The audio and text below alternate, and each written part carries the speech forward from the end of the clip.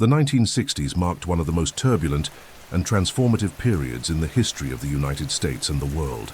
The country was emerging from the previous decade, shaped by the post-war era, economic growth, and the early stages of the Cold War. But it now faced a new reality, a nuclear arms race against the Soviet Union, increasingly evident internal racial tensions, and a restless youth beginning to question traditional values. In this context, John Fitzgerald Kennedy emerged as the embodiment of a new era, young, charismatic, articulate, and for many, a symbol of hope and renewal.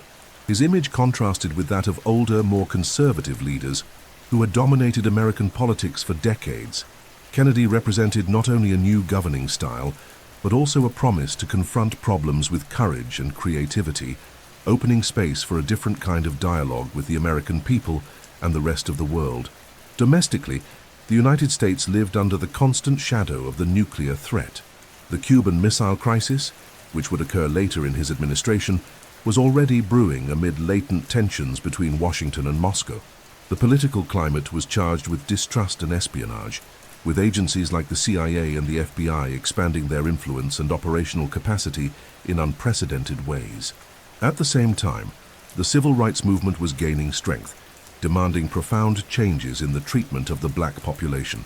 Marches, protests, and clashes were becoming increasingly common, and the federal government found itself pressured to act, balancing opposing political forces. On one side, liberals and advocates of equality. On the other, southern states, still rooted in racist and segregationist practices.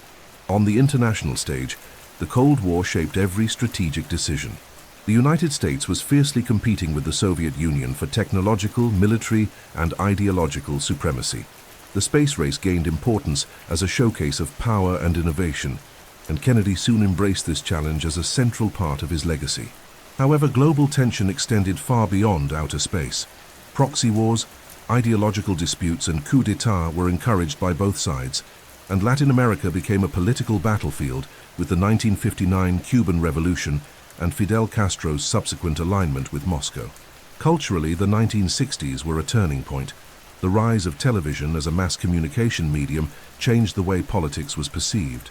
The image of a smiling, young, and elegant president projected on screens created an unprecedented emotional connection between leader and people.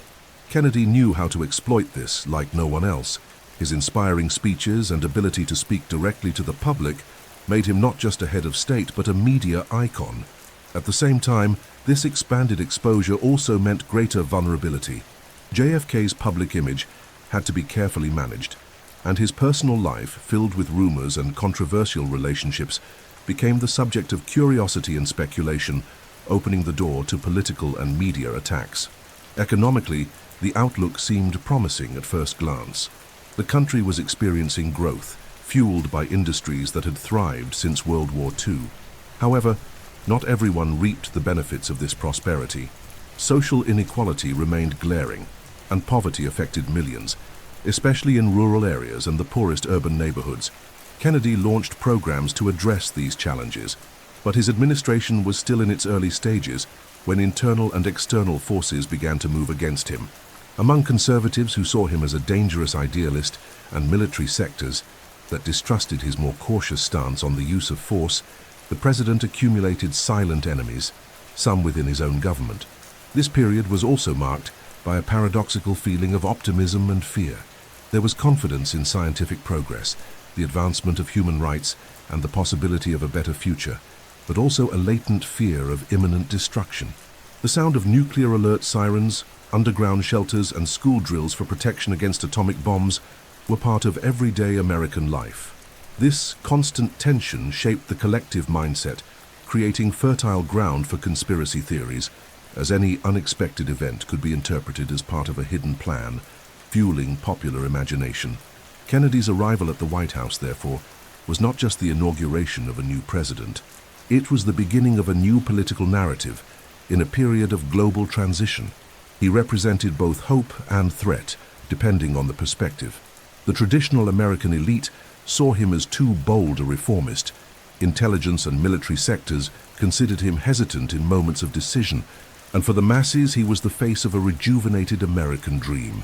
This combination of forces and tensions is essential to understand not only his trajectory, but also the context in which his assassination took place, an act that for many was neither the work of chance nor that of a lone man, but the result of an intricate network of interests, rivalries and conspiracies that had been brewing long before that fateful day in Dallas. John Fitzgerald Kennedy did not emerge out of nowhere on the American political scene. His path to the presidency was carefully constructed, yet also propelled by unique factors that set him apart from any other politician of his time.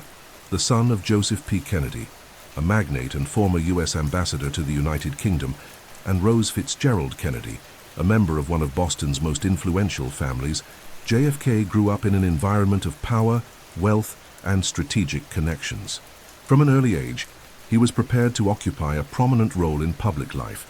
His education was marked by elite schools such as Choate Rosemary Hall and by his graduation from Harvard University, where he had already shown an interest in international politics and history, especially in the context of World War II, which was shaping the world he lived in. During the war, Kennedy served as a Navy officer and commanded the PT-109 boat in the Pacific. His vessel was sunk by a Japanese destroyer, and the episode, in which he saved part of his crew after swimming long distances, became a patriotic myth widely promoted by the media.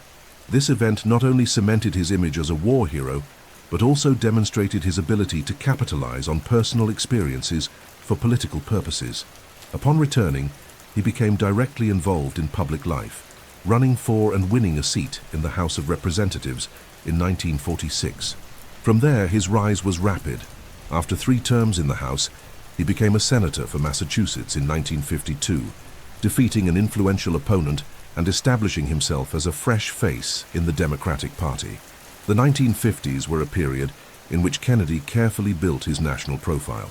He published books such as Profiles in Courage, which won the Pulitzer Prize, and delivered memorable speeches that reinforced his image as an intellectual committed to American ideals. At the same time, he cultivated a charismatic and modern public presence. His youth, physical attractiveness, and confident demeanor stood in stark contrast to older politicians, making him a magnetic figure for a public increasingly consuming politics through television. With Jacqueline Bouvier Kennedy by his side, young, elegant, and sophisticated, the couple became a media spectacle in themselves, drawing comparisons to European royalty. In 1960, when running for president against Richard Nixon, Kennedy faced one of the tightest campaigns in U.S. history. The context was one of intense Cold War tensions, with the communist threat used as rhetorical ammunition by both sides. Kennedy managed to turn the tide mainly through the televised debates, where his image and on-screen presence outshone Nixon's, who appeared nervous and physically worn. The first televised presidential debate was a watershed moment. Those who listened on the radio believed Nixon had won, but those who watched on television saw Kennedy as the clear victor. This marked the beginning of a new era in politics, where image would become as important, or even more important, than words. Another element fueling his rise was the Kennedy family's political machine. Although Joseph Kennedy was no longer in public office, he used his fortune and connections to secure strategic support in key states, investing heavily in his son's campaign. At the same time, alliances were forged with local leaders, unionists, and influential political figures, creating an almost impenetrable support network. Nevertheless, Kennedy faced significant prejudice for being Catholic, something no U.S. president had ever been before. He addressed the criticism head-on, stating that his decisions as president would be guided by the national interest, not by the Catholic Church. This firm stance, combined with an inclusive and visionary speech, helped dispel some of the distrust. When he assumed the presidency in January 1961, Kennedy carried not only the responsibility of the office, but also the expectations of an entire nation that saw in him the promise of renewal. His victory, won by a narrow margin of votes, was not merely the result of charisma or a good campaign. It was the outcome of a combination of factors: the political skills inherited from his family, the pioneering use of media, the crafting of an impeccable public image, and the historical timing of a country ready for different leadership. However, that same meteoric rise also generated resentment and enemies. Conservative sectors, political opponents, and even parts of the American intelligence community viewed the arrival of such a young president with ideas that threatened the status quo with caution or hostility. This combination of immense popularity and covert opposition would lay the groundwork for the internal conflicts that would mark his administration and, according to some theories, contribute to the tragic fate that lay ahead. When John F. Kennedy assumed the presidency in January 1961, he inherited a world divided into two irreconcilable ideological blocs. On one side, the United States and its capitalist allies; on the other, the Soviet Union and the Communist bloc. This division was not only political but also military, economic, and cultural. The planet lived under the constant threat of a nuclear conflict that could destroy civilization in a matter of hours. Any move, any speech, and any strategic change by Washington or Moscow had the potential to trigger a chain reaction with catastrophic consequences. This climate of extreme tension shaped not only international relations, but also American domestic politics, placing Kennedy at the center of a dangerous and unstable geopolitical chessboard. One of the most sensitive points of this dispute was located just 90 miles off the coast of Florida, Cuba. In 1959, the Cuban Revolution led by Fidel Castro overthrew dictator Fulgencio Batista, who had been supported by the United States, establishing a communist government aligned with the Soviet Union. This drastic change in the regional balance was seen in Washington as a direct threat to national security. Kennedy, newly in office, was soon confronted with a plan inherited from the Eisenhower administration, the Bay of Pigs invasion. The CIA-organized operation involved training Cuban exiles to overthrow Castro. In April 1961, the invasion ended in disastrous failure, strengthening Castro's position, humiliating the US government before the world, and leaving Kennedy exposed to criticism from political and military opponents who accused him of weakness and indecision. This early failure not only damaged the president's image, but also deepened mistrust between the United States and Cuba, prompting Castro to strengthen his alliance with Moscow. The direct result was the escalation that culminated in the 1962 Cuban Missile Crisis, one of the most tense moments of the Cold War. Aerial reconnaissance images revealed the installation of Soviet nuclear missiles on Cuban soil, capable of reaching much of US territory in minutes. The world watched in apprehension as Kennedy and Soviet Premier Nikita Khrushchev engaged in a deadly game of threats and negotiations. For 13 days, the planet stood on the brink of nuclear war. Kennedy opted for a strategy of naval blockade, demanding the removal of the missiles. The standoff ended with a secret agreement. Moscow would withdraw its weapons from Cuba, and in return, Washington would quietly remove its missiles from Turkey. Although Kennedy emerged from this episode as a victor, in the eyes of American public opinion, the crisis left deep scars. Internally, some senior military officials considered him overly cautious, preferring direct military action against Cuba and the Soviet Union. On the other hand, civilian leaders and part of the population recognized that his diplomatic skill had avoided a global catastrophe. But the episode also reinforced the perception that Cuba remained an open wound in American foreign policy. Multiple plans to assassinate Castro, destabilize his government, and infiltrate agents were devised and executed by the CIA during and after Kennedy's administration, creating a trail of covert operations that still fuels theories of retaliation and conspiracy today. Beyond Cuba, the Cold War unfolded on multiple fronts. In Southeast Asia, Vietnam was beginning to draw the US government's attention. Although Kennedy was initially cautious about sending troops, he authorized an increase in the presence of military advisors and special forces in the country with the aim of containing communist expansion. In Europe, the Berlin Wall, erected in 1961, became the physical symbol of the world's division and the rivalry between the two superpowers. Kennedy delivered memorable speeches, such as the famous Ich bin ein Berliner, reaffirming the United States' commitment to defending freedom in the West. The dispute was also fought in the technological arena. The space race, intensified by the launch of Sputnik in 1957 and Yuri Gagarin's mission in 1961, led Kennedy to announce in 1961 the bold goal of landing a man on the moon before the end of the decade. While this was an act of inspiration and progress, it was also a strategic show of strength, a way to prove to the world that the United States possessed scientific and engineering superiority. The climate of global tension in the Kennedy era was not only the product of political rivalries, but also of a complex network of economic and military interests. The American arms industry thrived under the constant threat of war, and there were sectors that saw conflict as an opportunity for profit and expansion. This military-industrial complex, as President Eisenhower had warned, was an invisible but powerful force, influencing foreign policy decisions and possibly fostering resentment against any leader who sought to reduce the risk of direct armed confrontations. For many conspiracy theorists, this was one of the key elements explaining why certain groups within the government itself might have seen Kennedy as a dangerous obstacle, and therefore, a target. The morning of Friday, November 22, 1963, began with the sun shining over the Texas sky. John F. Kennedy, accompanied by First Lady Jacqueline Kennedy, was in the middle of a political trip through the state, part of a strategy to consolidate support for his re-election the following year. The initial atmosphere was one of enthusiasm and anticipation. Crowds gathered to see the president, wave and hear his words. Dallas was a city marked by intense political divisions, with a strong conservative presence and a history of hostility toward the federal government. Yet there were also thousands of citizens eager to welcome the presidential couple. The day's agenda was meticulously planned. Air Force One landed at Love Field Airport shortly before noon. Kennedy and Jacqueline, elegantly dressed, she in a pink suit that would become tragically iconic, were greeted by local authorities and a crowd of supporters.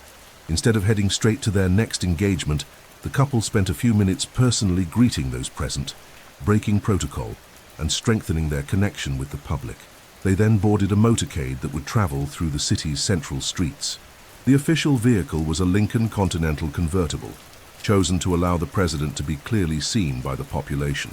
Alongside Kennedy and Jackie were Texas Governor John Connally and his wife, Nellie Connally. In the front seats were the head of the Secret Service in Dallas, Roy Kellerman, and driver William Greer. Behind the presidential car, security and press vehicles followed. At around 12:30 p.m., the motorcade entered Dealey Plaza, an open space flanked by buildings. The vehicle was slowly traveling along Elm Street, passing in front of the Texas School Book Depository, a red brick building that housed a school book warehouse. It was at this moment that, according to the official version, the shots were fired. Witnesses reported hearing 3 shots in succession, though some claimed they heard 4 or even more shots coming from different directions. The first shot was said to have struck the president in the back, exiting through his throat, and also hit Governor Connally, who was seated in front of him, causing serious injuries. The second shot, according to some accounts, either missed or struck another non-lethal area. The third was the most devastating, a fatal shot to Kennedy's head, sending visible fragments and etching the scene forever into the collective memory. Footage from the so-called Zapruder film, captured by an amateur cameraman, would later show the moment in detail, fueling endless debates about the direction and actual number of shots. Panic erupted at the scene. Jackie, in shock, instinctively climbed onto the trunk of the car, in a gesture interpreted by some as an attempt to retrieve a piece of her husband's skull. Secret Service agents rushed to shield the vehicle. The driver accelerated toward Parkland Memorial Hospital as police and press radios reported confusion and gunfire directed at the president. At 1:30 p.m., after frantic efforts by the medical team, John F. Kennedy was pronounced dead. The news spread quickly, plunging the nation and the world into mourning. Shortly afterward, Governor Connally, gravely wounded but alive, also received intensive care. Meanwhile, the Dallas police launched a frantic search for the shooter. Lee Harvey Oswald, an employee of the Texas School Book Depository, was identified as a suspect after being seen leaving the building shortly after the crime. Within less than 2 hours, he was arrested at the Texas Theater, accused of killing police officer J.D. Tippit, and later of assassinating the president. The speed with which the suspect was found and charged would later raise doubts about the thoroughness of the investigation and whether Oswald had truly acted alone. At 2:38 p.m., aboard Air Force One, Vice President Lyndon B. Johnson was sworn in as the 36th President of the United States, with Jacqueline Kennedy still wearing her blood-stained outfit at his side. This image would become a somber symbol of an abrupt transfer of power, sparking speculation about excessive haste and possible behind-the-scenes political coordination. November 22, 1963, did not end with Kennedy's death. It marked the beginning of a whirlwind of events, rushed investigations, contradictory witness statements, and hasty decisions that would fuel conspiracy theories for decades. What seemed, at first glance, to be an act of violence committed by a lone individual soon revealed itself to be an enigma full of gaps and obscure details, elements that many interpret as signs of something far greater happening behind the scenes of American power. The figure of Lee Harvey Oswald remains, to this day, one of the most controversial aspects of the official narrative about the assassination of John F. Kennedy. For the Warren Commission, he was the lone gunman, driven by personal and ideological motives. For conspiracy theorists, Oswald was much more than that. A complex figure with a past full of obscure connections, capable of raising suspicions of manipulation, control, and even of having been used as a scapegoat in a much larger plan. An analysis of his life reveals a trajectory marked by instability, radical changes, and contact with sensitive environments within the context of the Cold War. Born on October 18, 1939, in New Orleans, Oswald grew up in a broken home. His father died before his birth, and his mother, Marguerite, struggled to maintain financial and emotional stability. From an early age, he showed signs of introverted behavior and social isolation, alternating periods of intense interest in reading and politics with aggressive attitudes and disciplinary problems. At 17, in 1956, he joined the United States Marine Corps, where he received rifle training, something that would become central to the case against him. During this period, he also showed an interest in Marxism and, according to colleagues, made statements sympathetic to the Soviet Union, which, in the midst of the Cold War, was considered highly suspicious. In 1959, Oswald made a radical decision. He defected from the military and traveled to the Soviet Union. This drastic move drew attention for two reasons. First, defecting to the communist bloc was considered treason during a time of maximum tension between the superpowers. Second, his entry and stay in the USSR seemed unusually smooth for a regular foreigner. He declared that he wished to renounce his US citizenship and even worked in Minsk, where he married Marina Prusakova, a Soviet citizen. In 1962, curiously, Oswald returned to the United States without facing major legal obstacles, something that, for many, suggested he may have been used in counterintelligence operations or had some sort of invisible protection, possibly linked to US intelligence. Upon his return, he settled in Dallas and maintained ties with both pro- and anti-Castro communities, adding further complexity to his story. This ambiguous stance, at times supporting Fidel Castro, at other times keeping in contact with groups hostile to the Cuban regime, is seen by some analysts as typical behavior of an infiltrator or double agent. In 1963, just months before JFK's assassination, Oswald traveled to Mexico where, according to records, he visited both the Soviet and Cuban embassies. These meetings were never fully clarified, but they raised the possibility that he was seeking support or instructions for a future action. On the day of the attack, Oswald was working at the Texas School Book Depository, the location from which the shots were allegedly fired. Witnesses reported seeing him in the building shortly before the crime, and police found a Mannlicher Carcano rifle on the 6th floor, allegedly belonging to him. However, several inconsistencies emerged.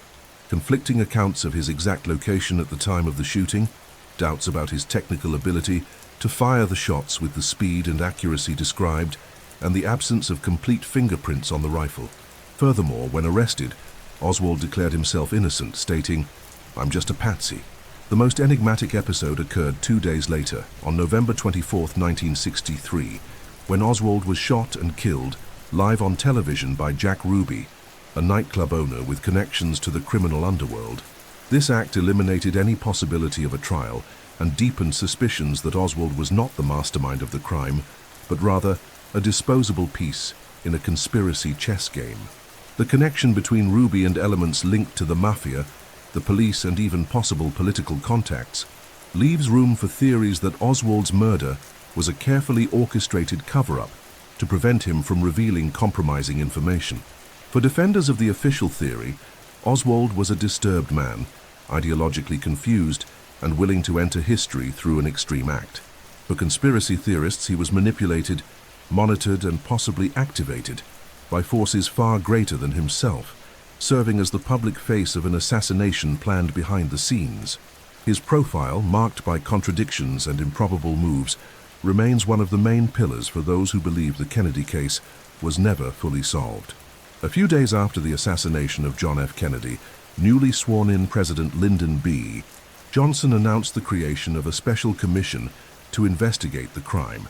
Officially known as the Warren Commission, in reference to its chairman, Chief Justice of the Supreme Court Earl Warren, this team was composed of 7 high-ranking political and legal figures, including then-Congressman Gerald Ford and former CIA Director Allen Dulles. The stated objective was to thoroughly and impartially determine the circumstances of the president's death, gather all available evidence, and present the nation with a definitive report that would settle doubts and calm the public. In September 1964, less than a year after the crime, the Warren Commission released its conclusions. Lee Harvey Oswald acted alone. According to the report, Oswald fired 3 shots from the 6th floor of the Texas School Book Depository, using an Italian Mannlicher Carcano rifle. The first shot allegedly missed the target completely. The second, in the famous single bullet theory, passed through Kennedy's neck and struck Texas Governor John Connally, causing multiple injuries. And the third was the fatal headshot to the president. This theory, officially known as the single bullet theory, was upheld as the logical explanation for the number of wounds observed given only 3 recorded shots and the short span of time between them. The commission also concluded that there was no domestic or international conspiracy. In their view, there was no evidence of involvement by Cuba, the Soviet Union, the mafia, the CIA, or any other organized group. Oswald, they claimed, had planned and carried out the crime for personal reasons, influenced by his political leanings and individual frustrations. Oswald's death at the hands of Jack Ruby was also treated as an isolated act, supposedly driven by emotional impulse and outrage over the president's assassination, with no connection to any larger plan. Initially, the Warren Commission's report was accepted by much of the population and widely promoted by the press, which echoed the lone gunman narrative. However, as time passed, inconsistencies began to emerge. Ballistics experts, medical examiners, witnesses, and even former government agents raised doubts about the technical feasibility of the single bullet theory and about the accuracy of the shots given the extremely short time frame between them. According to some experts, the rifle found lacked the quality needed to fire so quickly and accurately, especially in the hands of an average marksman like Oswald. Another point of criticism was the handling of the investigation. Many eyewitness testimonies were ignored or reinterpreted to fit the official version. Accounts of shots coming from other directions, especially from the famous grassy knoll, a small grassy rise in front of the presidential motorcade, were downplayed or dismissed. Furthermore, the commission relied partly on evidence and forensic reports provided by agencies such as the FBI and CIA, the very organizations that could have had an interest in protecting sensitive information or concealing security failures. The speed with which the report was produced also raises suspicion.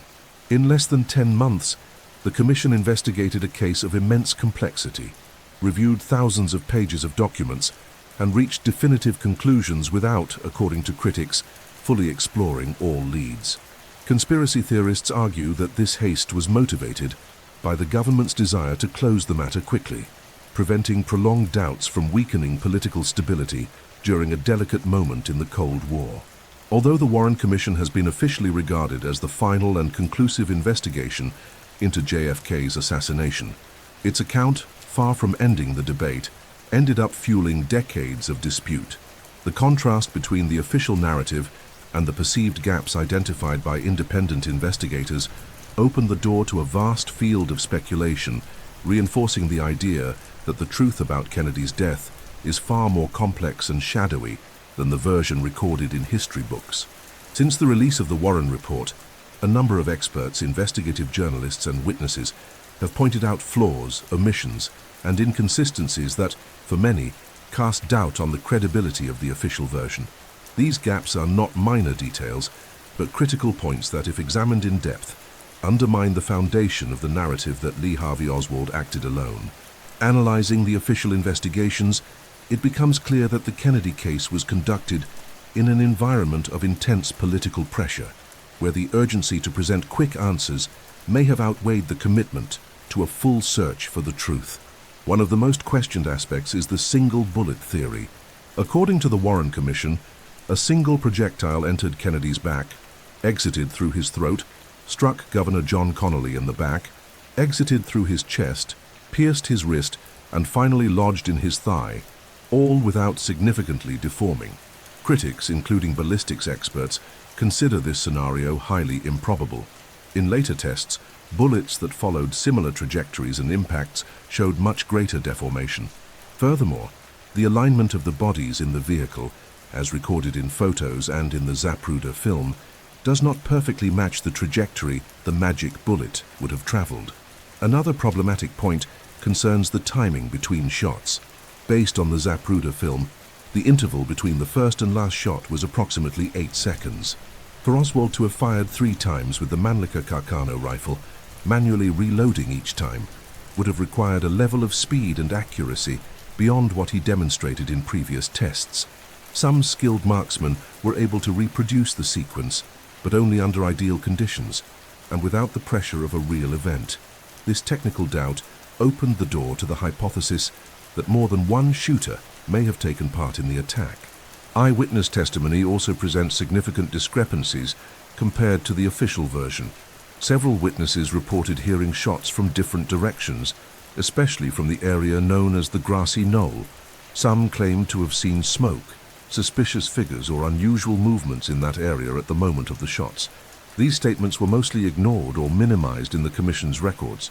Additionally, several key witnesses died under mysterious circumstances in the years following the assassination, which fuels theories of intentional silencing. Kennedy's autopsy is another chapter full of controversy. Conducted at the Naval Hospital in Bethesda, it was carried out by military doctors who, according to independent experts, lacked specific experience in gunshot wounds. Photographs and X-rays from the autopsy disappeared or were classified for decades. There are also discrepancies between the autopsy report and the accounts of doctors at Parkland Hospital in Dallas, who treated Kennedy immediately after the attack. While the Dallas doctors described a large wound at the back of the head, suggesting a shot from the front, the official report emphasized an entry wound at the rear, consistent with the theory of a single shooter positioned behind the presidential car. The conduct of agencies such as the CIA and FBI was also heavily criticized. Important documents related to Oswald, including his contacts in Mexico and his pro-Cuba activities, were omitted or only partially delivered to the Warren Commission. Records show that the CIA had already been monitoring Oswald before the assassination, but this information was not fully shared with investigators. The FBI, for its part, was accused of intimidating witnesses and withholding evidence that could contradict the official version. Another point raised is the rush to close the case. At a time of extreme political tension, the country's leadership needed a quick answer to prevent the president's death from being interpreted as the result of an international conspiracy that could lead to armed conflict. This urgency may have led to hasty conclusions, prioritizing political stability over full transparency. These flaws and contradictions, combined with the killing of Oswald by Jack Ruby before he could be tried, created fertile ground for the growth of alternative theories. For many, this is not just a matter of human error or the technological limitations of the time, but evidence that forces within the government itself actively worked to shape the narrative and conceal crucial parts of the truth. The more these points are analyzed, the harder it becomes to accept without reservation the idea that the Kennedy case was merely the isolated act of a lone man with a rifle. Among all the evidence surrounding the assassination of John F. Kennedy, none is as iconic or as debated as the film recorded by Abraham Zapruder. This amateur cameraman, who worked at a women's clothing company near Dealey Plaza, decided to take his Bell & Howell 414 PD camera to capture the presidential motorcade as it passed that morning of November 22, 1963. Positioned on a concrete pedestal on a grassy hill, he had a privileged view of the path Kennedy's car would take. The result was a 26-second recording that would become one of the central pieces of the investigation and a symbol of the mystery surrounding the case. The Zapruder film shows, in continuous sequence, The moment the presidential car enters Elm Street, the initial reaction of the president and first lady to the first shots, and the fatal headshot to Kennedy. The clarity of the images is impressive for the technology of the time and allows analysts to count frame by frame, literally, the moments between shots. This analysis revealed that from the first to the last shot, about 8.3 seconds elapsed, an interval that many consider too short for a lone gunman, using a bolt-action rifle to fire 3 precise shots. The most shocking moment, known as Guildframe 313, shows the impact of the fatal shot, with Kennedy's head moving violently backward and to the left. This physical reaction has become one of the film's most controversial elements. For some experts, the movement indicates that the shot came from the front and to the right, consistent with the grassy knoll position, rather than from behind, as the Warren Commission maintained. Defenders of the official version, however, argue that the backward motion could be the result of neuromuscular reflexes or the so-called jet effect caused by the exit of brain matter. Another point of debate is what the film does not clearly show. There is no visible record of smoke or muzzle flashes on the grassy knoll, although eyewitnesses claim to have seen such signs. Furthermore, some frames of the film appear to show bystanders reacting even before Kennedy shows signs of pain, suggesting that the first shot may have occurred slightly earlier than previously thought, which would alter the official sequence of shots. This possibility raises the hypothesis that one of the initial shots may have been muffled or masked by ambient noise, making it harder to detect precisely. The history of the film's possession and release is also full of twists. Shortly after the attack, Zapruder handed the material over to Life magazine for a considerable sum at the time. The publication purchased all rights and, for years, released only selected frames, preventing the public from viewing the full footage. This fueled suspicions of censorship and manipulation, especially since some critics believe cuts or edits may have been made before any public screening. The film was not widely shown in its entirety on American television until 1975, more than a decade after the crime, reigniting the national debate over the possibility of a second gunman. Modern analyses, with digital tools and image stabilization software, have expanded understanding of what the film shows, but have also revealed more inconsistencies. Questions remain about Kennedy's exact position in the car relative to Governor Connally, the precise moment each was hit, and the possible presence of suspicious movements in peripheral areas of the frame.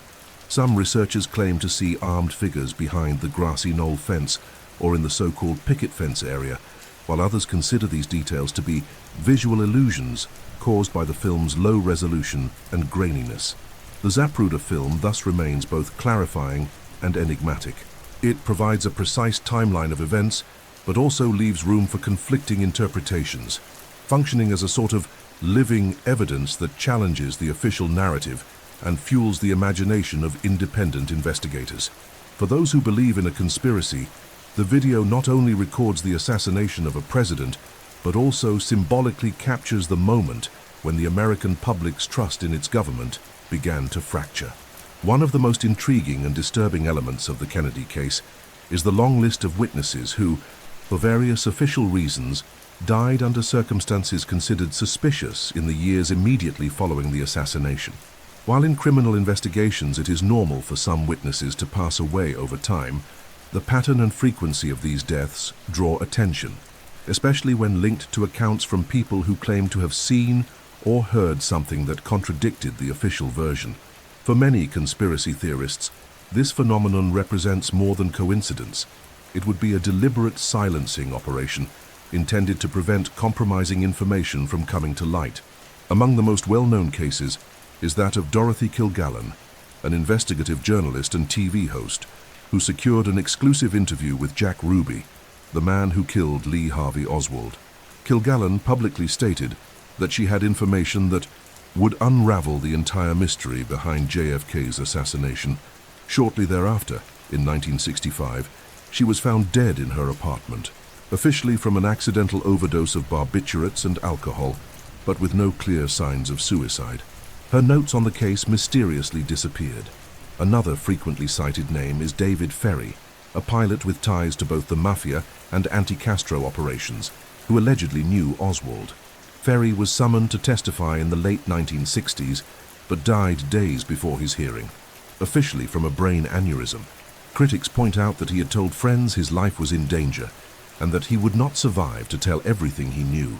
There is also the case of Rose Cherami, who, according to Texas police records, told officers that JFK would be assassinated in Dallas 2 days before the attack. She was run over by a car shortly after making this statement. Even more enigmatic is the death of Roger Craig, a Dallas police officer, who claimed to have seen Oswald getting into a car right after the shooting, contradicting the version that he fled on foot. Craig endured multiple intimidation attempts, lost his job, and years later was found dead from a gunshot wound, in circumstances described as suicide. A survey published by independent investigators in the 1970s identified more than 100 strange deaths of people directly or indirectly linked to the Kennedy case in the first 15 years after the crime. Among the causes were unusual car accidents, falls from heights, gunshot wounds, and deaths by poisoning. Statistically, according to this survey, the likelihood of so many key witnesses dying in such a short time was extremely low. While critics argue that some of these deaths could have been coincidental, the volume and diversity of the cases support the conspiracist narrative. Another factor fueling suspicion is the climate of intimidation reported by some surviving witnesses. There are accounts of unexpected visits from federal agents, veiled threats to not talk too much, and attempts to publicly discredit anyone presenting alternative versions of the facts. This atmosphere of fear and pressure, typical of authoritarian regimes, is unusual in a democracy that theoretically should value transparency in such a serious case. The impact of this pattern of deaths is not only statistical or investigative, it is psychological and symbolic. For the public, each suspicious death reinforces the perception that there is a hidden truth, guarded at all costs. More than silencing individual voices, the elimination of key witnesses serves as a message to all others who might speak out. Talking about the Kennedy case can be fatal.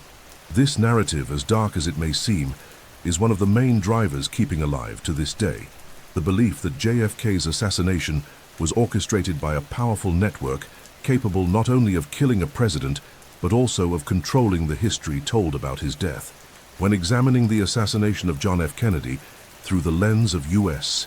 intelligence and security agencies, it becomes inevitable to analyze the role played by the Federal Bureau of Investigation, FBI, and the Central Intelligence Agency, CIA. Both agencies, even before November 22, 1963, had a history of covert operations, domestic and foreign surveillance, and involvement in actions that often stayed far from public scrutiny.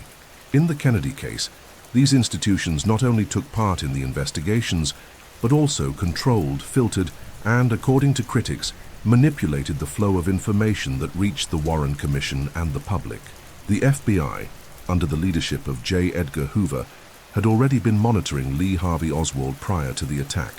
Later documents revealed that the agency possessed detailed files on his movements, his connections with pro-Cuba groups, and his trip to Mexico just weeks before the assassination. However, this information was not fully shared with the Warren Commission. Instead, the FBI presented a narrative that reinforced the idea of Oswald as a lone wolf, without delving deeper into possible connections with other individuals or organizations. Additionally, there are reports of witness intimidation by FBI agents, particularly those whose testimonies suggested the possibility of multiple shooters or an organized conspiracy. The CIA, on the other hand, was deeply involved in operations against Cuba in the early 1960s. Plans to assassinate Fidel Castro, infiltrations into anti-Castro groups, and collaboration with elements of the mafia to achieve political goals were part of the agency's routine. Some of these plans involved precisely the type of training, logistics, and weaponry that could be used in a high-precision attack like the one in Dallas.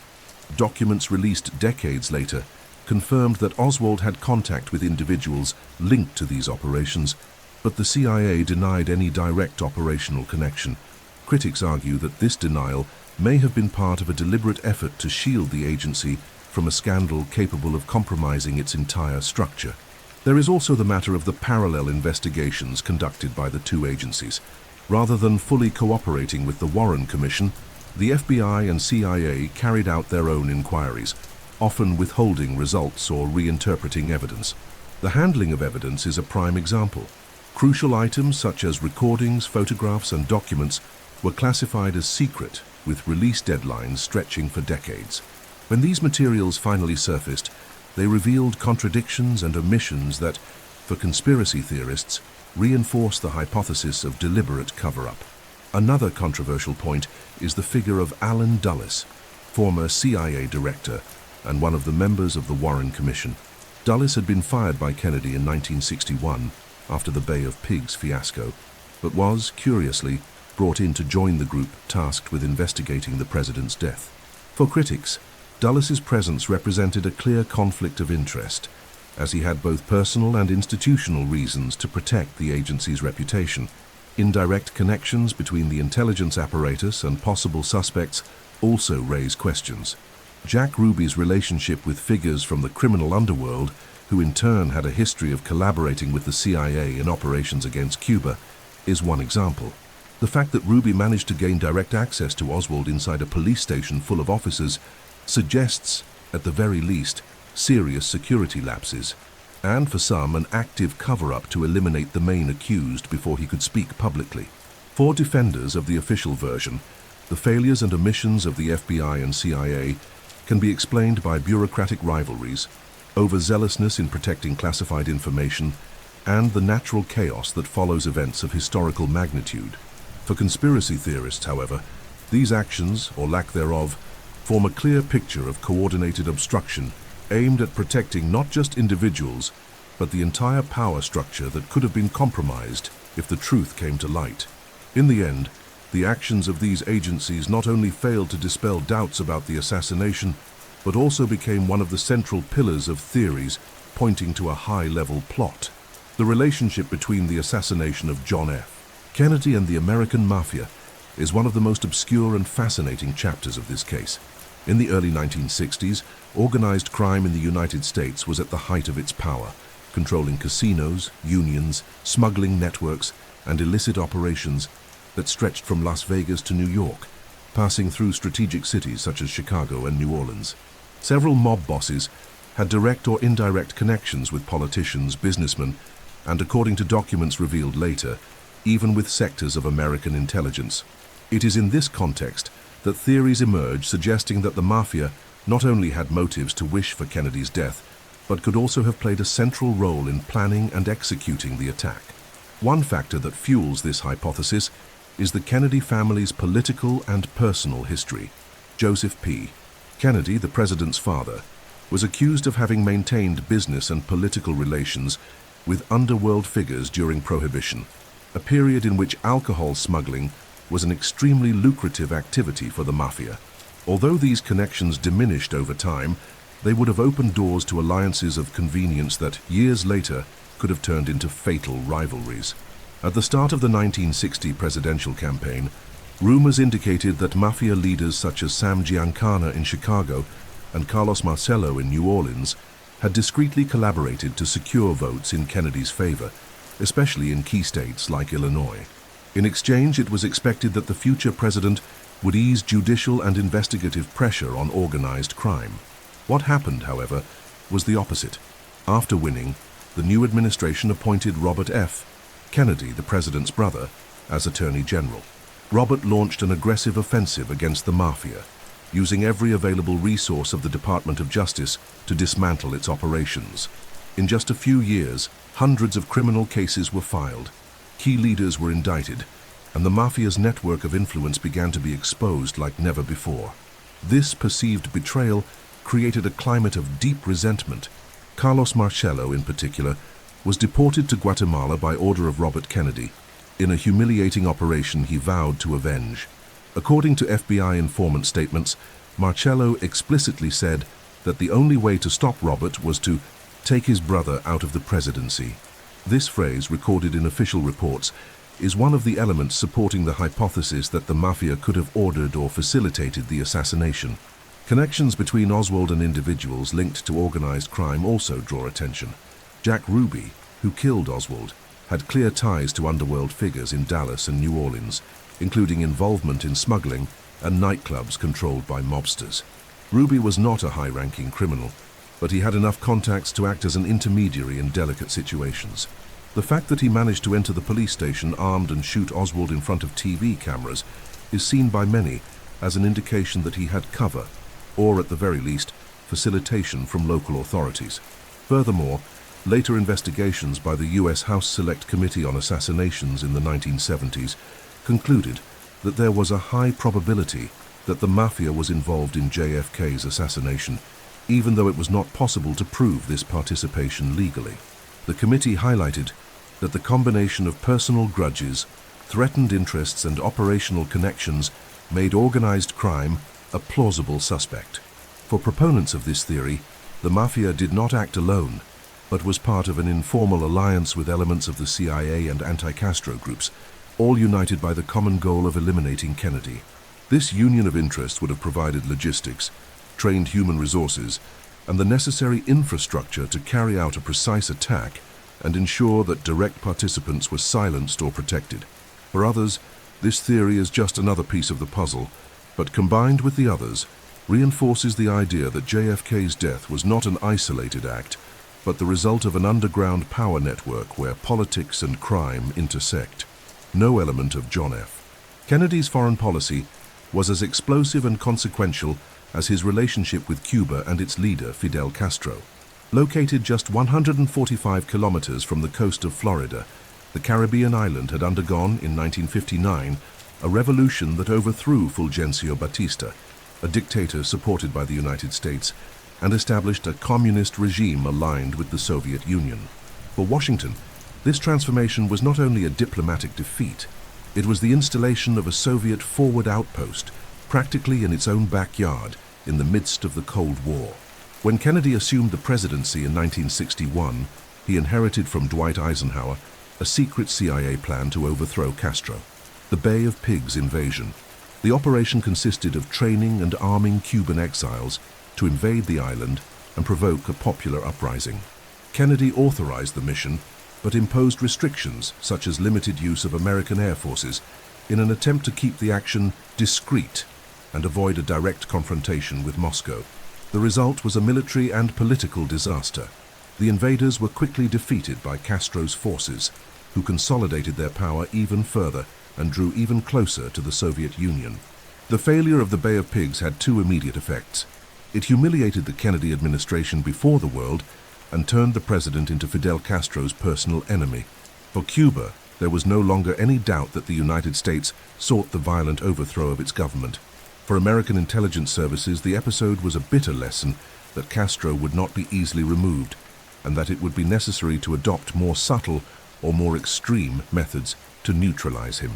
In the following years, the CIA, with the approval of the US government, launched a series of secret operations to assassinate Castro.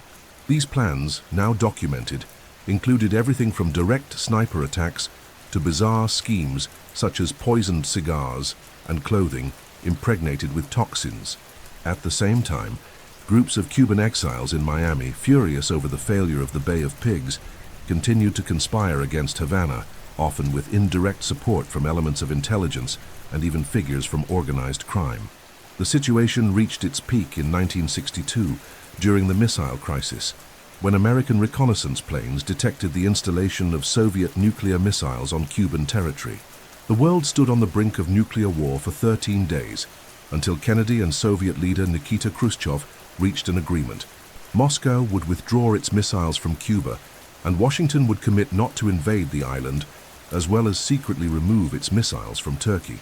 Although the American president emerged from this crisis with the image of a firm and rational leader, for many in Cuba, including Castro, the episode reinforced irreconcilable hostility.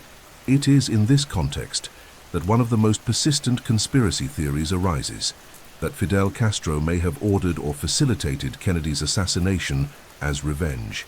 This hypothesis is based on testimonies from Cuban defectors and intelligence reports suggesting that Havana's agents had detailed knowledge of Kennedy's movements and could have collaborated with individuals willing to carry out the attack.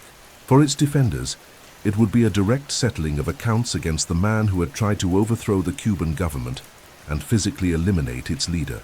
On the other hand, some researchers believe that this theory may have been deliberately fueled by sectors within the US to justify more aggressive actions against Cuba or divert attention from other culprits.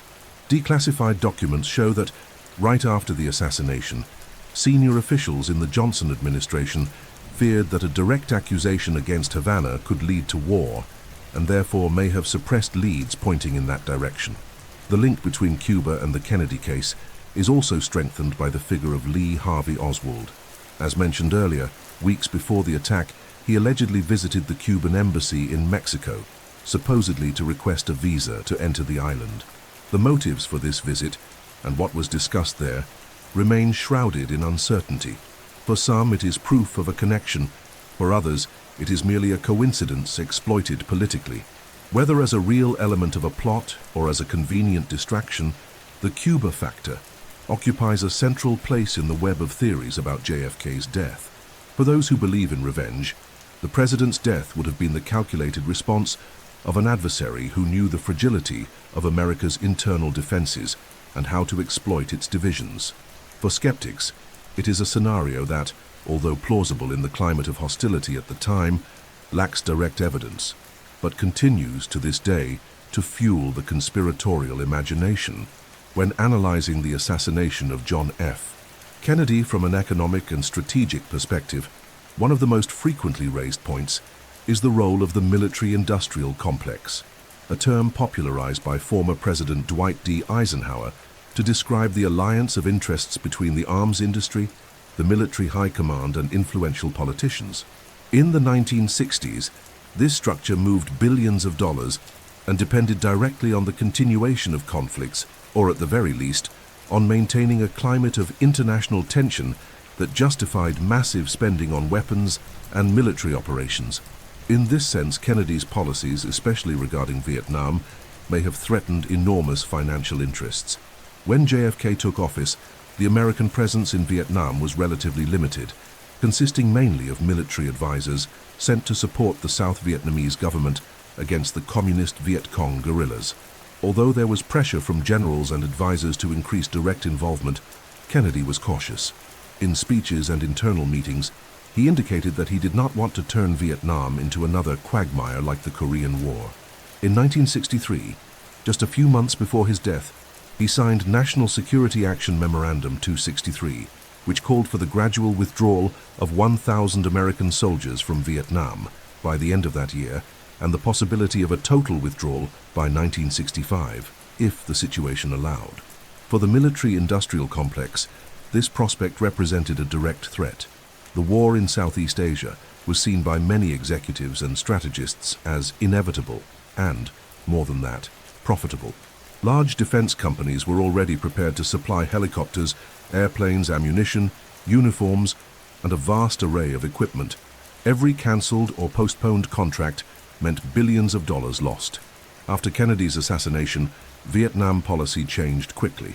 His successor, Lyndon B. Johnson, reversed the withdrawal trend and began a massive military escalation, especially after the controversial Gulf of Tonkin incident in 1964. Within a few years, the number of American troops in Vietnam rose from a few tens of thousands to more than 500,000, and arms supply contracts skyrocketed. Companies like Bell Helicopter, General Dynamics, Dow Chemical, and many others saw their profits reach record levels, consolidating Vietnam as the largest war venture since World War II. Supporters of the conspiracy theory argue that this abrupt change was no coincidence. For them, eliminating Kennedy paved the way for a more aggressive foreign policy aligned with the interests of influential generals and major arms manufacturers. The assassination, therefore, was not just a political act, but also an investment to ensure that the war would happen and that billion-dollar contracts would be signed. There is also the aspect of the tacit alliance between the military and intelligence sectors. Documents and testimonies indicate that the CIA and the Pentagon were deeply involved in operations in Vietnam and neighboring countries, often without formal approval from Congress. By showing his intention to reduce intervention, Kennedy was directly interfering with the modus operandi of these institutions. For some analysts, this put him on the list of inconvenient leaders for whom drastic solutions could be considered. Although there is no definitive evidence linking the military-industrial complex to JFK's assassination, the observed pattern is suggestive. A president who advocated reducing military involvement is replaced by one who promotes escalation. Companies and generals who are about to lose influence and profits become direct beneficiaries of the change, and a war that could have been avoided turns into a prolonged conflict, costing millions of lives and generating incalculable fortunes. For those who believe in this hypothesis, Kennedy's death was not only the end of a charismatic leader, but also the calculated removal of an obstacle to a war agenda that was already set to be implemented. Vietnam, in this scenario, would be just the first major example of how the combination of politics, industry, and strategic interests can shape and even eliminate the leadership of a nation. Among all the conspiracy theories about the assassination of John F. Kennedy, few are as controversial as the one suggesting that Lyndon B. Johnson, LBJ, his vice president and immediate successor, directly benefited from, and may even have participated in, the conspiracy that led to the president's death. This hypothesis is built from a combination of political context, personal interests, and accounts from close associates, forming a picture that, for some, is difficult to ignore. In 1963, Johnson was in a delicate political position. Although he was officially the second most powerful man in the country, his role in the Kennedy administration was limited. The differences between him and the president were deep, both in style and in political priorities. JFK, young and charismatic, represented a new generation of leadership, while LBJ was a veteran Texas politician with decades of experience in the Senate and a more traditional profile. Furthermore, Johnson was facing serious legal and political problems related to accusations of corruption and favoritism, which threatened his career and could even have led to his removal from the 1964 re-election ticket. Another frequently cited point is Johnson's connection with influential figures in Texas, including businessmen, oil magnates, and local political leaders, who, according to some investigators, were dissatisfied with certain Kennedy policies, especially in the fiscal and energy sectors. JFK had signaled changes that could directly affect the profits of the Texas oil industry, one of the pillars of the local economy and Johnson's political base. In addition, LBJ himself had deep ties to the political and law enforcement apparatus of Texas, which, according to supporters of this theory, could have facilitated the logistics of an attack in Dallas. Johnson's behavior in the hours and days following the assassination is also the subject of speculation. Images and reports indicate that he maintained a posture of control and speed in the transition of power, being sworn in as president just 2 hours after Kennedy's death, aboard Air Force One, with Jacqueline Kennedy still wearing her blood-stained suit. For some, this haste was necessary to avoid a leadership vacuum. For others, it was a sign that he was already prepared to take over. There are also controversial testimonies, such as that of Madeline Duncan Brown, who claimed to have been Johnson's lover. In interviews and in the book she published, she stated that on the night before the assassination, LBJ allegedly said, "After tomorrow, those Kennedys won't be humiliating me anymore. This is not a threat, it's a promise." Although there is no documentary evidence to support this claim, it is frequently cited in conspiracy circles as proof that Johnson knew something. The House Select Committee on Assassinations in the 1970s found no direct evidence linking Johnson to the crime, but acknowledged that figures close to him, including friends and political supporters in Texas, could have had connections with suspicious individuals. Johnson's relationship with J. Edgar Hoover, the longtime FBI director and his close friend, is also seen as relevant. Hoover controlled sensitive information and could have influenced the course of the investigation to protect allies. For those who reject this theory, the association between Johnson and JFK's assassination is based on coincidences and biased interpretations of events and statements. For those who believe it, the combination of motive, political and personal benefit, opportunity, geographic proximity and influence in Texas, and connections with businessmen, politicians, and security chiefs is enough to at least consider that the new president not only benefited from the tragedy, but may also have been part of its hidden machinery. Among all the hypotheses about the assassination of John F. Kennedy, none is as iconic and persistent as the theory of the second shooter, widely associated with the area known as the grassy knoll. a small, grassy elevation to the right of the presidential motorcade's route in Dealey Plaza. From day one, dozens of witnesses claimed to have heard shots coming from that direction, and some even reported the presence of armed men or suspicious figures behind the wooden fence marking the top of the hill. These statements, although recorded, were systematically downplayed by the Warren Commission, which insisted on the narrative of a single shooter located on the 6th floor of the Texas School Book Depository behind the vehicle. The grassy knoll offered strategic advantages that continue to intrigue independent investigators to this day. The elevated position close to the motorcade route provided a frontal shooting angle that could have been responsible for Kennedy's fatal head wound, especially considering that, in the Zapruder film, the president appears to be propelled backward and to the left at the moment of impact. For experts who question the official theory, this movement would be more consistent with a frontal shot than one fired from behind. Furthermore, the location allowed for a quick escape through wooded areas and into an adjacent parking lot, making it easier for any participant to retreat. Several key witnesses reinforced this possibility. Police officer Jean Hill, for example, stated that she saw smoke on the grassy knoll immediately after the shots. Railroad worker Lee Bowers, stationed in a nearby control tower, said he observed unusual movements by two men in the fence area shortly before the attack. There is also the testimony of Ed Hoffman, a deaf man who claimed to have seen a shooter receive a weapon from another individual and quickly hide after the shots. Although each account can be disputed individually, together they form a pattern that many consider impossible to ignore. Acoustic analysis conducted in the late 1970s by the House Select Committee on Assassinations added more fuel to this hypothesis. Based on Dallas Police radio recordings made at the time of the crime, experts concluded that there was a high probability that 4 shots had been fired, one of them coming from the grassy knoll. This conclusion was later challenged by other scientists, but it marked the first time an official investigation acknowledged the real possibility of more than one shooter.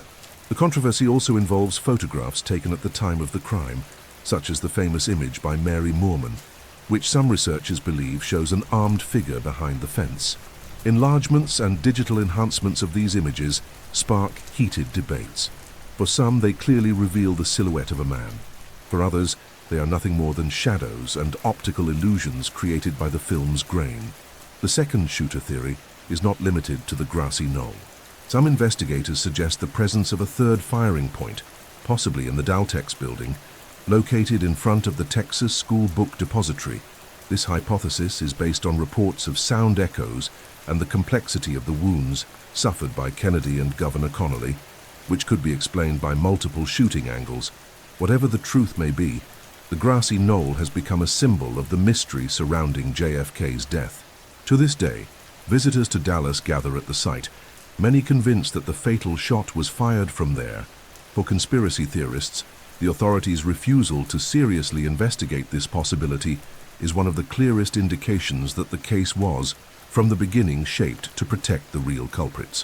For defenders of the official version, however, it is a myth fueled by the confusion of the moment and the human tendency to seek complex plots to explain traumatic events. But the fact remains that more than half a century later, the grassy knoll continues to cast its shadow over American history as a silent stage that may have witnessed the most famous and debated gunshot of the 20th century.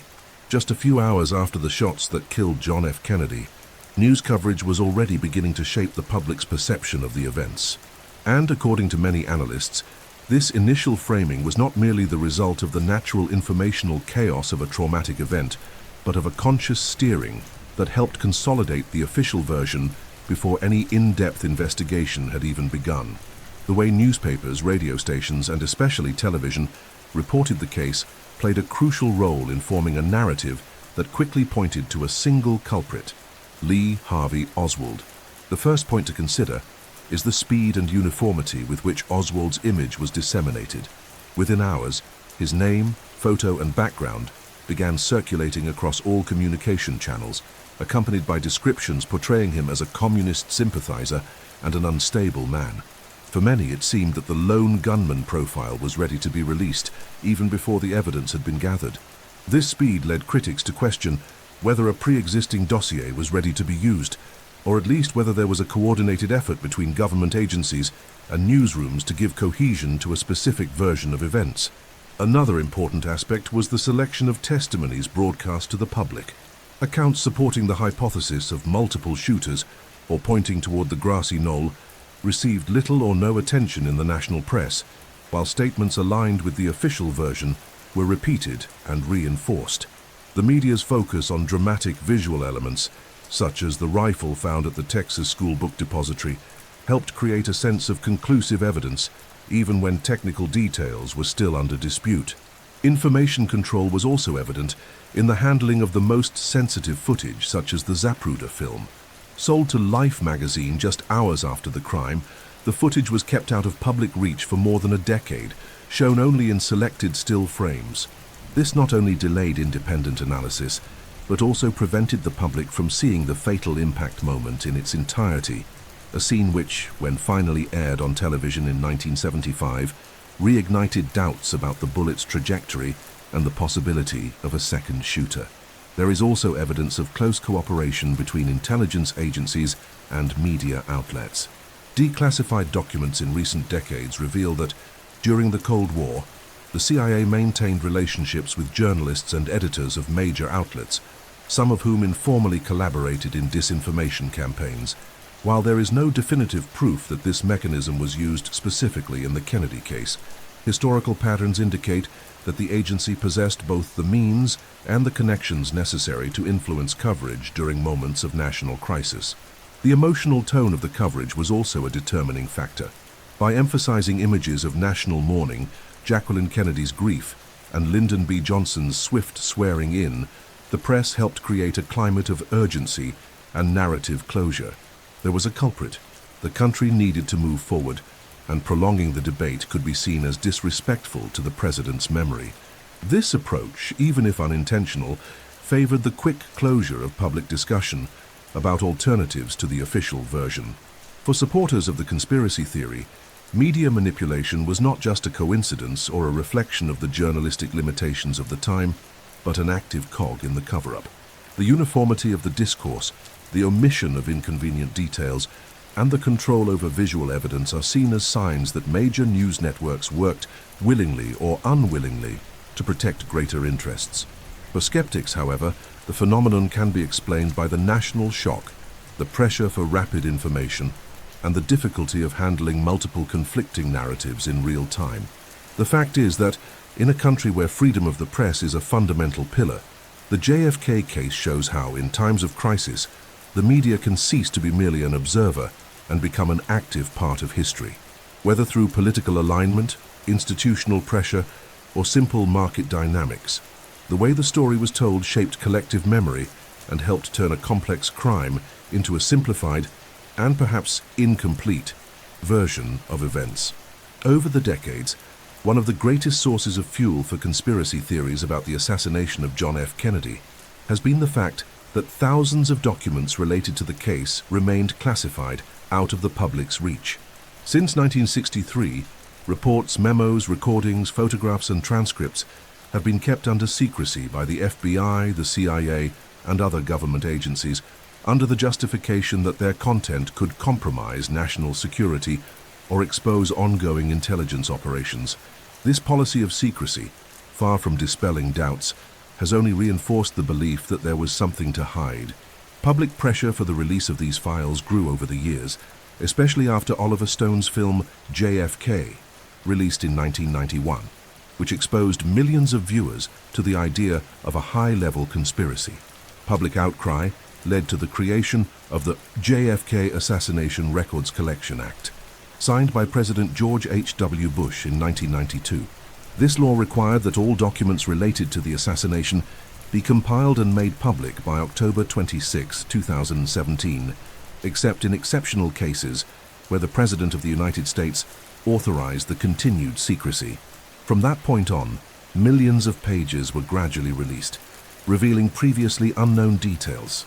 Among the most discussed revelations are records confirming that the CIA had been monitoring Lee Harvey Oswald long before the attack, including his trip to the Soviet Union and his visits to the Cuban embassy in Mexico. Other documents indicate that figures connected to the mafia were the subject of parallel investigations that could have indirect connections to the assassination. There was also the disclosure of intelligence reports suggesting that foreign governments, such as those of Cuba and the Soviet Union, had preliminary information about JFK's death just hours after it happened, something that, for some, indicates prior knowledge. However, even with this opening, a significant portion of the files remains classified or has been released with heavy redactions, entire sections censored with black bars. The official reasons for this include protecting the identities of still living agents, preserving intelligence methods, and preventing diplomatic repercussions. For critics, this is a convenient excuse to prevent potentially compromising details about the actions of American agencies or foreign governments from coming to light. In 2017, then President Donald Trump released thousands of new documents, but also authorized hundreds to remain secret, yielding to requests from the FBI and CIA. The same happened in 2021 and 2022 under President Joe Biden, who released more files but kept some classified. This fuels the perception that, more than 6 decades after the crime, there are still crucial pieces of the puzzle being deliberately hidden.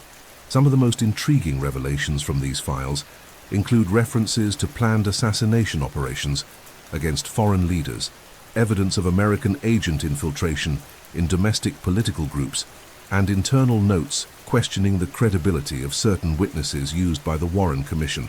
There are also documents describing unexplained contacts between Oswald and individuals with known ties to American and foreign intelligence, points that for many strengthen the idea that he was not merely a lone wolf. For supporters of the official theory, the content released so far does not provide definitive proof of a conspiracy. For critics, however, the very existence of so much hidden material for so long is, in itself, circumstantial proof that there are inconvenient truths to be preserved. In the conspiratorial imagination, the documents that remain locked away may contain not only details about the logistics of the crime, but also the names of those who ordered it, international connections, and confirmation that JFK's assassination was part of a larger plan to change the political course of the United States. More than a decade after the death of John F. Kennedy, public distrust of the official version had grown so strong that the United States Congress decided to reopen the case. In 1976, the House Select Committee on Assassinations, HSCA, was created, with the mission of investigating not only JFK's assassination, but also that of Martin Luther King Jr. The committee was motivated in part by the revelation of new evidence, the pressure from investigative journalists, and the impact that the complete Zapruder film had on public opinion when it was finally shown on television in 1975. The HSCA conducted an extensive investigation, revisiting testimonies, analyzing ballistic evidence, and collecting new statements. One of the committee's most controversial conclusions was that Kennedy was likely the victim of a conspiracy. This assertion was based primarily on an acoustic analysis of a Dallas police radio recording, which allegedly captured sounds consistent with 4 shots, even though, according to the official version, only 3 shots were fired by Lee Harvey Oswald. If this analysis were correct, it would mean there was at least a second gunman. The final report, released in 1979, acknowledged that Oswald likely fired at the president, but concluded that there was a high probability that another person also fired. However, the committee could not identify who that second shooter might have been, nor conclusively point to which groups or individuals may have taken part in the conspiracy. Interestingly, the HSCA mentioned the mafia as one of the possible actors, suggesting the crime could have been the result of an alliance between organized crime elements and individuals dissatisfied with Kennedy's policies. Despite its importance, the HSCA's work was not free from criticism. Many experts questioned the validity of the acoustic evidence, pointing to possible interpretation errors and inconsistencies in synchronizing the audio with the events recorded in the Zapruder film. Decades later, new independent analyses would cast doubt on the reliability of this sound evidence, arguing that the noises captured might not have been gunshots. Beyond the controversy over the shots, the HSCA also brought to light documents and testimonies indicating serious flaws in previous investigations. It was revealed, for example, that the FBI and CIA did not provide all relevant information to the Warren Commission, withholding details about Oswald's activities and clandestine operations that could have been related to the case. This finding reinforced the suspicion that there was at the very least a partial cover-up by the intelligence agencies. The committee's impact was twofold. On one hand, it offered official validation to what millions of Americans had long suspected, that JFK's death was not the result of an isolated act. On the other, it left the public frustrated for failing to clearly identify those responsible. The result was a strengthening of the culture of distrust toward the government and the emergence of new theories, now backed by the fact that an official congressional body acknowledged the possibility of conspiracy. For conspiracy theorists, the HSCA was proof that the truth was closer to the narrative of multiple shooters than to the lone wolf story presented in 1964. For skeptics, the report represented progress, but did not bring definitive proof, leaving the case stuck in limbo between circumstantial evidence and the absence of irrefutable confirmations. What became clear was that, even with new investigations, Kennedy's death remained shrouded in mystery, a mystery that nearly 2 decades after the crime was as alive and controversial as on the day the shots rang out in Dealey Plaza. The assassination of John F. Kennedy is probably the most studied, debated, and reinterpreted event in modern United States history. Over 6 decades, dozens of theories have emerged attempting to explain who may have been the true mastermind, or at least which forces might have benefited from his death.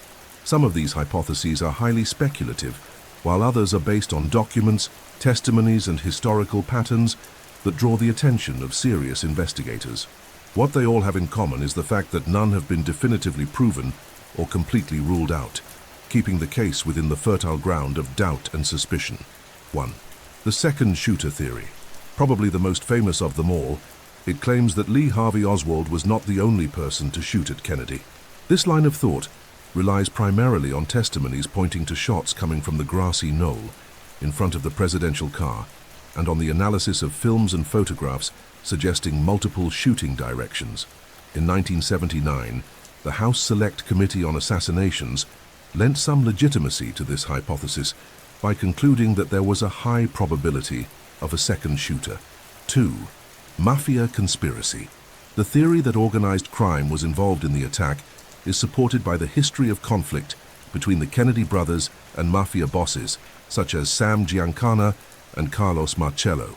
After allegedly helping JFK's 1960 campaign, these leaders were said to have felt betrayed by Robert Kennedy's legal offensives as Attorney General. Testimonies and declassified documents indicate that figures from the underworld had both the motive and the resources to carry out the assassination. 3. CIA operation. This hypothesis argues that factions within the CIA, dissatisfied with Kennedy's handling of Cuba and Vietnam, organized or facilitated the assassination. The failed plans to kill Fidel Castro, Kennedy's withdrawal after the Bay of Pigs, and his intentions to pull troops from Vietnam are cited as triggers for internal rupture. Documents released in recent decades show that the agency was monitoring Oswald and was aware of his activities shortly before the crime, fueling suspicions. 4. Lyndon B. Johnson's involvement. This theory relies on supposed political and personal interests of the vice president, who inherited the office after JFK's death. Johnson faced corruption investigations and had deep ties to political and business networks in Texas.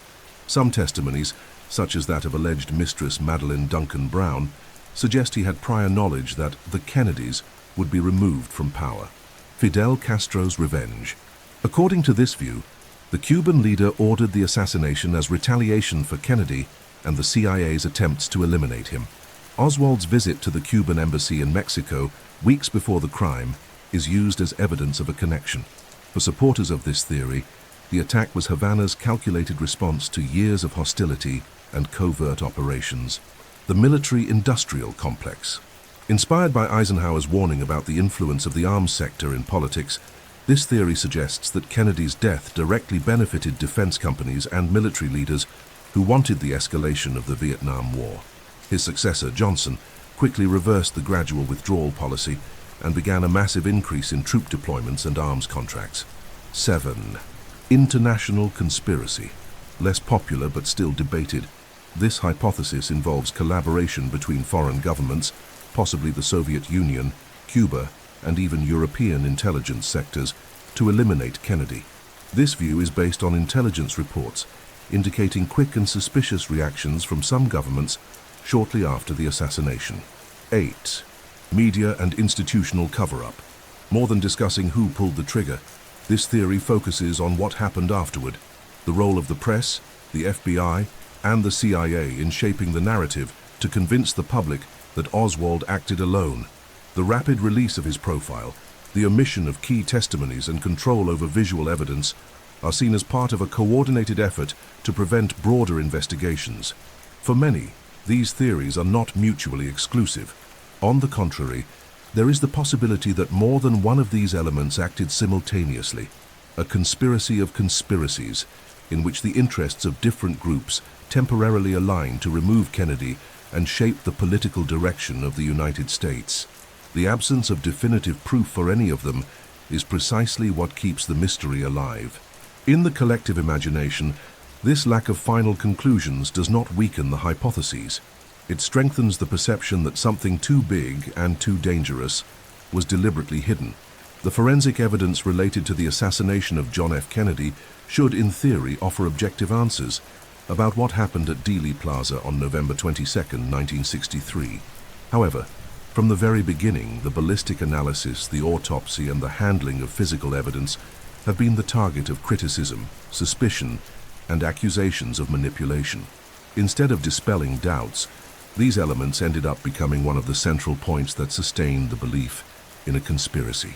The official ballistics, according to the Warren Commission, concluded that 3 shots were fired from the 6th floor of the Texas School Book Depository using an Italian Mannlicher Carcano rifle, allegedly belonging to Lee Harvey Oswald. The second shot, the so-called single bullet, supposedly passed through Kennedy's body, struck Governor John Connally, and caused 7 distinct wounds before lodging almost intact in Connally's thigh. This conclusion, essential to uphold the lone gunman thesis, is still contested by experts who claim that the physical alignment of the 2 men, the trajectory, and the state of preservation of the projectile defy logic and ballistic physics. Additionally, later tests with the same rifle model raise doubts about the ability to fire 3 accurate shots in less than 8.3 seconds, as recorded in the Zapruder film. Although trained marksmen managed to reproduce the sequence in controlled conditions, critics point out that this does not take into account stress, target movement, and Oswald's possible limitations as a shooter. Kennedy's autopsy is even more controversial. Conducted at Bethesda Naval Hospital, it was carried out by military doctors who lacked specific experience with gunshot wounds in criminal cases.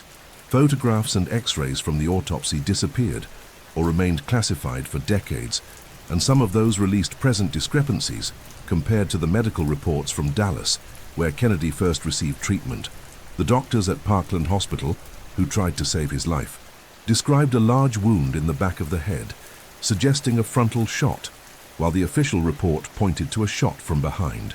There are also gaps and contradictions in the handling of physical evidence. Items such as blood-stained clothing, bullet fragments, and even parts of the president's skull were treated questionably, with failures in the chain of custody that make it impossible to guarantee that the evidence was not altered. In some cases, the disappearance or replacement of key pieces reinforced the perception of a cover-up. Another controversial point is the analysis of metallic fragments found in the presidential car and in Kennedy's body. Some experts claim that the composition of these fragments is not consistent with the bullets from the Mannlicher Carcano, raising the possibility that more than one type of weapon was used. If confirmed, this would completely destroy the lone gunman theory. Later investigations, including those of the House Select Committee on Assassinations, revisited the forensic evidence but reached no definitive conclusions. Although they recognized significant inconsistencies, they could not unequivocally establish that the evidence had been tampered with or that a second shooter was responsible. However, for many, the sum of these failures, an inadequately conducted autopsy, withheld documents and images, a weak chain of custody, contested ballistic results, and suspicious fragments, paints a picture in which the truth was, at the very least, obscured. Whether due to incompetence or deliberate intent, the forensic investigation of the Kennedy case is seen as one of the most problematic chapters in the entire criminal history of the United States. If the assassination of John F. Kennedy shocked the world, the death of Lee Harvey Oswald, broadcast live to millions of viewers, added a new layer of mystery and suspicion to the case. On November 24, 1963, just 2 days after the attack in Dallas, Oswald was in police custody and was to be transferred from the municipal jail to the county prison. The transfer operation had been widely publicized in the press, with the time and route known, a serious security mistake, especially considering that the detainee was the main suspect in the most important crime of the decade. That Sunday, journalists, TV cameras and photographers crowded the police station basement to record the transfer. When Oswald, escorted by detectives, walked down the corridor toward the car that would take him away, a man emerged from the crowd and fired a point-blank shot into the suspect's abdomen. This man was Jack Ruby, a Dallas nightclub owner known for his connections to the criminal underworld and his friendly relationship with several local police officers. Ruby was immediately detained, but his act raised instant questions. How did he manage to enter armed into an area supposedly secured? Why did he choose to act at that exact moment, in front of cameras and witnesses, knowing he would be arrested? And, most importantly, what was his true motivation? The official version maintained that Ruby acted on impulse, overwhelmed by emotion at seeing the president assassinated and wishing to spare Jacqueline Kennedy the pain of attending a trial. He himself later stated in testimony that he had not planned the act and was driven by indignation and grief. However, for many investigators and conspiracy theorists, this explanation is weak. First, because Ruby was not an ordinary citizen. He had connections to mafia figures, operated in the nightclub and bar circuit controlled by organized crime, and was known for doing small favors for police officers and journalists. These links raise the possibility that he acted under orders to eliminate Oswald before the latter could speak publicly or reveal compromising information about a larger plot. Second, there is the fact that Ruby managed to gain easy access to the restricted area. Reports indicate that he knew several of the officers present and that his entry was not blocked. Some suggest that his presence there was not accidental, but permitted, perhaps even expected. The absence of strict security measures in such a sensitive transfer is, for many, further evidence that something was not right. Furthermore, while in prison, Ruby made strange statements that fueled suspicions. He once stated that he could not tell the whole truth here, and that only before authorities in Washington could he reveal what he truly knew. He even hinted that more people were involved in Kennedy's assassination, but never presented concrete evidence. Ruby's trial sentenced him to death, but the verdict was overturned in 1966, when a new trial was granted. Before it could take place, he died in the hospital from aggressive cancer, further fueling theories that he may have been silenced. For those who defend the theory that Ruby was part of a cover-up, his action was the final link in a carefully planned chain to eliminate all risks of exposure. First Kennedy, then Oswald, ensuring that any connection to a larger scheme died with them. For skeptics, it was a desperate act by an unstable, emotionally shaken man who ended up in history as the involuntary protagonist of Dallas's second most famous assassination, the assassination of John F. Kennedy was not just the loss of a president, it was a collective trauma that, in a lasting way, shaped the politics, culture, and even the national psyche of the United States. Until that November 22, 1963, the presidency was seen by much of the population as an almost untouchable institution, a symbol of stability and moral leadership. Kennedy's death, broadcast live and followed by a series of equally shocking events, such as the killing of Lee Harvey Oswald in front of cameras, shattered that aura and inaugurated an era of distrust and skepticism toward the government and its institutions. Politically, the immediate transition to Lyndon B. Johnson significantly altered the national agenda. Unlike Kennedy, Johnson adopted a more aggressive stance in Vietnam, escalating military involvement and leading the country into a conflict that would last for more than a decade. On the domestic front, LBJ implemented important social reforms with his Great Society, but the shadow of the assassination and speculation about his possible connection to the crime made his administration a constant target of rumors and theories. Both American foreign and domestic policy began to be influenced by a latent sense that vital decisions could be made by hidden forces. Culturally, Kennedy's figure quickly transformed into myth. His youth, charisma, and the ideal of a new dawn for America were crystallized in a romantic, almost legendary image of a presidential Camelot. Books, films, documentaries, and music immortalized his figure and his brief term, creating the narrative of a promising leader cut down at his peak. This mythologizing served on one hand to inspire generations. On the other, it deepened the sense of irreparable loss and reinforced the climate of mystery surrounding his death. The impact on media and journalism was also profound. The intense coverage of the assassination and its aftermath marked the beginning of an era in which television became the main medium for political information. The exhaustive repetition of images, such as the Zapruder film and Johnson's swearing in aboard Air Force One, shaped the collective imagination and established new standards for the coverage of national events. At the same time, the way certain information was controlled or withheld fueled a new kind of investigative journalism, which in the following decades would be a key factor in scandals such as Watergate. On a psychological and social level, Kennedy's death generated a generational trauma comparable only to events like the attack on Pearl Harbor or later, the September 11th attacks. Millions of Americans remember exactly where they were when they heard the news, and this type of collective memory reinforces the magnitude of the impact. The assassination also marked the beginning of a period of political turbulence, with other assassinations of public figures, such as Martin Luther King Jr. and Robert Kennedy, contributing to a sense of instability and national vulnerability. Popular culture has persistently incorporated the Kennedy case. Films such as JFK, 1991, by Oliver Stone, reignited the debate about conspiracy. TV series, novels, and songs make direct or indirect references to the event, and even Jacqueline Kennedy's fashion and style continue to be celebrated as symbols of elegance and sophistication. At the same time, the case consolidated a new dimension in American politics. The idea that presidents and leaders can be targets not only of declared political opponents, but also of complex networks of interests operating in the shadows. For many historians, JFK's assassination was the turning point that ended the political innocence of post-war America and ushered in an era of cynical realism, where blind trust in institutions was replaced by constant questioning, and, for some, by lasting paranoia. Whether as a historical fact or as a persistent myth, his death shaped the American identity irreversibly, becoming one of those events that not only change history, but also change the way a nation sees itself. The assassination of John F. Kennedy did not reverberate only within the borders of the United States.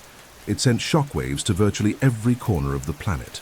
To the world, Kennedy was the young and dynamic face of American leadership, a president who combined a firm stance in the Cold War with an inspiring discourse on peace, progress, and international cooperation. His sudden death, in broad daylight and before the cameras, conveyed a message of instability and vulnerability that shook allies, emboldened adversaries, and redefined the global perception of American power. In Allied capitals such as London, Paris, and Ottawa, the assassination was met with shock and genuine sorrow. Heads of state expressed condolences and praised Kennedy's internationalist vision, especially in the context of the space race and nuclear disarmament negotiations. In developing countries, he was seen as a leader who, at least in his rhetoric, seemed willing to challenge some dogmas of U.S. foreign policy, such as the Alliance for Progress, which sought to bring the United States closer to Latin America. His death raised doubts about the continuity of these projects and generated fears that harsher policies would replace conciliatory diplomacy. In the socialist bloc, the reaction was ambiguous. Moscow expressed official regret, and Nikita Khrushchev sent condolences, but there was also a strategic reading. The change in leadership could open new opportunities, or conversely, increase tensions with Washington. In Cuba, Kennedy's death was met with caution. Despite the open hostility between Havana and Washington, Fidel Castro understood that Kennedy's successor, Lyndon B. Johnson, could adopt an even more aggressive stance, a perception that in part proved correct with the continuation of the blockade and clandestine operations. Culturally, the assassination inaugurated what many call the modern era of conspiracies.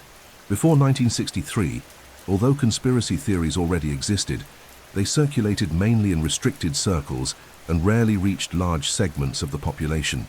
The Kennedy case changed that scenario. The fact that the crime took place in front of hundreds of witnesses, with films, photographs, and an official investigation, surrounded by flaws and omissions, created fertile ground for the mass questioning of the official version. From that moment on, it became common for major political events to be accompanied by suspicions of cover-ups and manipulation of information. Scandals such as Watergate, the Vietnam War, CIA covert operations, and even international attacks began to be interpreted through the lens of a possible hidden conspiracy. The assassination of JFK, therefore, not only generated doubts about that specific event, but also permanently changed the way the global public consumed and interpreted news. The international media played a crucial role in this transformation. By extensively covering the inconsistencies of the case, newspapers and TV channels in different countries helped spread alternative narratives. Books, documentaries, and later film productions fueled the phenomenon, keeping the assassination alive in public debate. For many, the Kennedy case became the model by which other suspicious events, from the deaths of political figures to terrorist attacks, are analyzed. In diplomatic terms, the crime also served as a warning about the vulnerability of national leaders, encouraging the adoption of stricter security protocols for heads of state around the world. Countries that had looked to the United States as a symbol of stability realized that not even the world's greatest power was immune to swift, deadly, and potentially organized actions. In the end, the global impact of Kennedy's death is not limited to the shock or the immediate shift in political directions. His assassination planted the seed of a new cultural paradigm, that of widespread institutional distrust.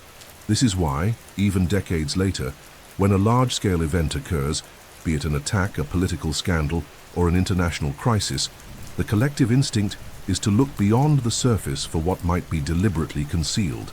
And this way of thinking, which today feels almost natural to millions of people, was born to a great extent on the day shots rang out in Dealey Plaza. With the advancement of forensic technologies, digital analysis, and investigative methods, the assassination of John F. Kennedy has once again been studied under new lenses in an attempt to clarify doubts that have fueled conspiracy theories for decades.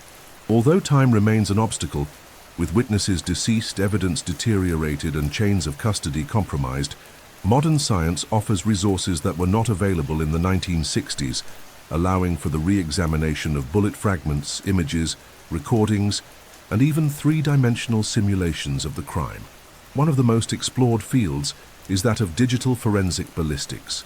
Advanced software has recreated the scene at Dealey Plaza in highly detailed 3D models, using precise topographic data, exact vehicle measurements, and the positioning of witnesses. These simulations make it possible to test multiple shooting trajectories, comparing them with the wounds sustained by Kennedy and Governor Connally. Some independent studies indicate that the lone gunman theory is possible, but others point to inconsistencies, such as the difficulty in reconciling the rifle's reload time with the accuracy and sequence of the shots. In the field of image analysis, the digital restoration of the Zapruder film and other amateur footage has revealed previously imperceptible details. Modern stabilization and resolution enhancement techniques have allowed frame-by-frame examination of movements on the grassy knoll, shaded areas, and crowd reactions. Although there is no consensus, some experts claim to have identified human shapes and possible weapon movements in the fence area, reinforcing the theory of a second shooter. Others, however, argue that these clues could be visual artifacts created by the grain of the film. Acoustic analysis has also been revisited. The famous HSCA study, which concluded a high probability of 4 shots, has been re-evaluated with more modern tools. Some analyses have confirmed the possibility of multiple shots, while others have completely dismissed the acoustic evidence as reliable proof, citing problems with audio synchronization. In forensic medicine, modern specialists have reviewed the autopsy reports and compared them with available photographs and X-rays. The virtual reconstruction of Kennedy's skull, based on historical images and measurements, has brought new interpretations regarding the angle and origin of the fatal shot. Some of these analyses indicate that the final shot could have come from a frontal position, although this conclusion remains highly contested. Contemporary investigation has also benefited from the gradual release of declassified documents. Many files made public in recent years reveal previously unknown details, such as surveillance reports on Oswald, unexplained contacts with individuals linked to intelligence, and mentions of covert CIA and FBI operations during the same period. Although this information does not provide definitive proof of a conspiracy, it weakens the narrative that all relevant facts were already known in 1964. Finally, there is the matter of historical interpretation. Modern investigators and historians tend to approach the case in an interdisciplinary way, combining physical evidence, political context, and patterns of behavior by government agencies at the time. This broader perspective reinforces the view that even if Oswald fired the shots, it is possible, and perhaps likely, that he did not act alone. Modern science, therefore, has not solved the mystery, but has refined the questions. Instead of closing the debate, the new analyses have expanded the range of possibilities, confirming that this is not a case with simple answers. On the contrary, the assassination of JFK remains an enigma where technical data and historical context intertwine, and where each new applied technology seems to reveal both new clues and new uncertainties. More than 6 decades after the shots that echoed across Dealey Plaza, the assassination of John F. Kennedy remains a mystery without a definitive solution. No other crime in modern American history has generated as much investigation, debate, and speculation. With each new revelation, declassified document, or technical analysis, the sense that something deeply hidden remains, lingers. The question, who killed JFK, persists not only because of the lack of conclusive evidence, but because the case gathers all the elements of a narrative that defies comprehension. A charismatic president, an explosive political climate, multiple potential enemies, and an official investigation marked by failures and omissions. The weight of the historical context cannot be ignored. Kennedy governed at a moment of maximum tension. The Cold War, a global ideological dispute, internal pressures from civil and economic movements, and he made decisions that went against powerful interests. From the military-industrial complex to the mafia, from sectors of the CIA to internal political opponents, many saw his continued presence in power as a direct threat. When a leader accumulates so many enemies at once, it becomes difficult to believe that his death was solely the work of an isolated man. The manipulation of the narrative is also a central factor. From the immediate aftermath of the crime, the media and the institutions responsible for the investigation directed public attention toward a simplified and convenient version, Lee Harvey Oswald as the lone gunman. This quick conclusion, coupled with the omission of testimonies and the withholding of evidence, created a perfect setting for the proliferation of alternative theories. Each silenced witness, each document withheld for decades, and each forensic inconsistency became fuel to keep the flame of suspicion alive. The truth may be fragmented, scattered among accounts, physical evidence, and documents that may never be fully released. It is possible that part of it has already been revealed, but diluted among so many conflicting narratives that the public cannot distinguish fact from interpretation. It is also plausible that, even with all modern investigations, we may never have a unified answer. Not because it doesn't exist, but because revealing everything could expose the dangerous intersection between politics, power, and covert operations. Perhaps the greatest legacy of this case is the cultural transformation it triggered. Kennedy's assassination shattered blind trust in institutions and ushered in, for millions of people, the era of systematic doubt. From that moment on, no major event would be accepted without questioning. The modern era of conspiracies was born on November 22, 1963, and it continues to shape how we interpret events to this day. The eternal question, who killed JFK, is, at its core, more than just a matter of identifying an assassin.